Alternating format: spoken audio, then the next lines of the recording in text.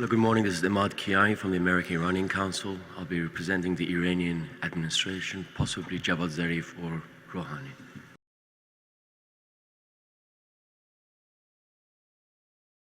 I'm just going to build on a few points. I will not go too long. The problem that we've discussed, what I'm hearing around the table, has been quite a piecemeal approach. We do need a bottoms-up and a top-bottom approach to fighting extremism. Just as a small sort of solution, we have to, as you've mentioned, as a choking point for the supply chain for Daesh, at least in the short term, we have to acknowledge where the money is coming from. There are mechanisms from new technology and other forms to stem the flow of the money. The arms, we have to have responsibility from the Western powers who've over-militarized the Middle East. We can just look at the numbers in the past few years, what's happening. And therefore, the arms procurement channels has to be choked in. We're talking about people crossing, people are the fighters who are going into these zones. How are they getting there? Again, comes to border control, and again, the involvement of the Turkish government to be more responsive to that. The most important point that I would like to bring up again is the ideological, because the ideological tendencies of Daesh provides justification for their actions. So here again, to stem it, there needs to be a bigger voice within the Islamic community to basically provide this more varied sort of perspective on Islam that Daesh has actually hijacked and has taken the most extreme form.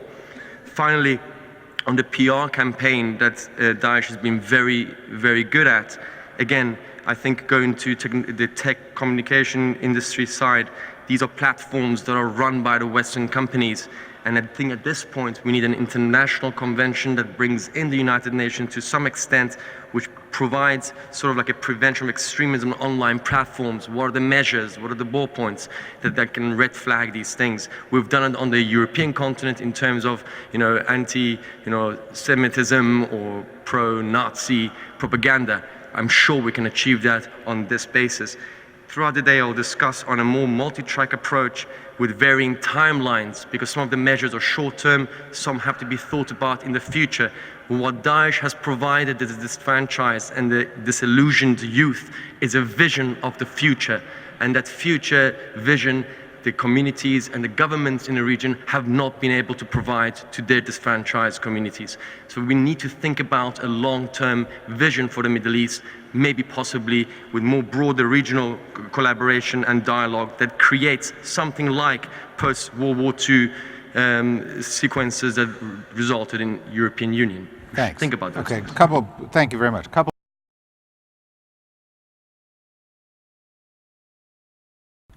Just briefly, I think the return of these fighters or terrorists for some others is a very valuable intelligence, gathering source. So I think in part and parcel of a deal with these returning fighters should be first an assessment of what level of intelligence they can provide in the fight against, the groups in Syria and Iraq. Secondly, I think it must be a more comprehensive program. I agree with Shlomo in terms of a parole look at this, and also something like bringing in the tech telecom industry again, more like an incubator for change. Now, what does that mean? We've got new startups that go through incubators, and I think this will require mentorship, reskilling these new fighters, and possibly a 12-step plan that I can go into detail with our Tunisian counterparts in terms of how we can reverse that tendency for extremism. But I think most importantly, they should become, at the end of this rehabilitation program, as the ambassadors against extremism. That has to be a condition that they will now, we have 3,000 strong former fighters who are going to then disseminate information about how vile extremism is and what is this fight about. So we turn it around.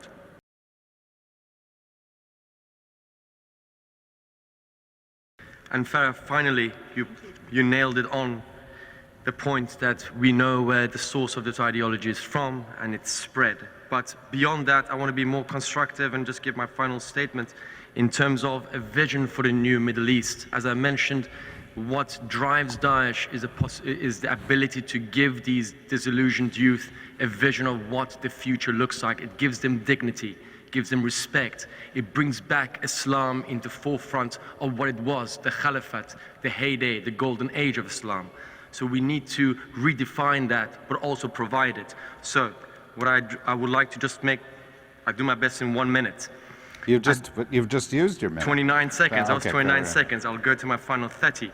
So, the vision for a new Middle East, addressing the legitimate demands, socio-economic and political aspirations of young, educated, and connected population, bringing dignity, opportunity, and future to those populace. What is our goal in a regional perspective? Stability and security in the region, political settlement for multiple military theaters, a proactive inter-religious dialogue to shift Islamic thought to the center from the far right. Iran as a Shia leader and Saudi Arabia as the Sunni leader should play a major part in this inter-religious dialogue. We require institution building and weaving conflict resolution, mediation, peace building into our academia, into our institutions and our governance. Reallocation of resources, GCC, stop spending money on buying weapons, instead pump it into more, socioeconomic development in the region and within your own populace and countries. We need regional cooperation, disaster management, humanitarian aid, economic opportunities, early warning systems, and preventive measures and confidence building measures, because there's no trust among these regional countries. And finally, in terms of the activities that the international community can do, this is when first and foremost, US and the Western powers have to acknowledge their failures in their foreign policy in the Middle East. That's important. That's the first that they should do. Number two, they have to reorient their foreign policy towards away from these kingdoms and monarchies and dictatorships towards more the aspirations of the populations. You advocate democracy, but you play a different policy in the Middle East. Okay, I've got to cut Finally, you off. Look, you've literally what you've done here is covered every single point about every single problem in the region. No, it's important because I tell you why. Because this is the region that is burning, and I want to just finally give you. I'm going to give you 30 seconds. 30 seconds. And then I'm going to unplug the microphone. No problem. What I'm trying to say is that, the British, the French, and the Germans massacred each other 2 times in 2 world wars. Holy mackerel, we're going backwards in time here. No, because I'm trying to give you, the Daesh problem today is a snapshot in the history of what we're looking at. In the future, EU would never have been envisioned following the Second World War or the First World War. We need to think outside the box. Do not be in the mud of today. Think of what will be the bud and the future that will be created in the region of the Middle East. And that requires visionary thinking. That requires to understand that this is just a snapshot, and to get out of it, we need to provide this new vision. And that's what I'm hoping that we can collectively do in the near future. Thank you. Andrea. Yes.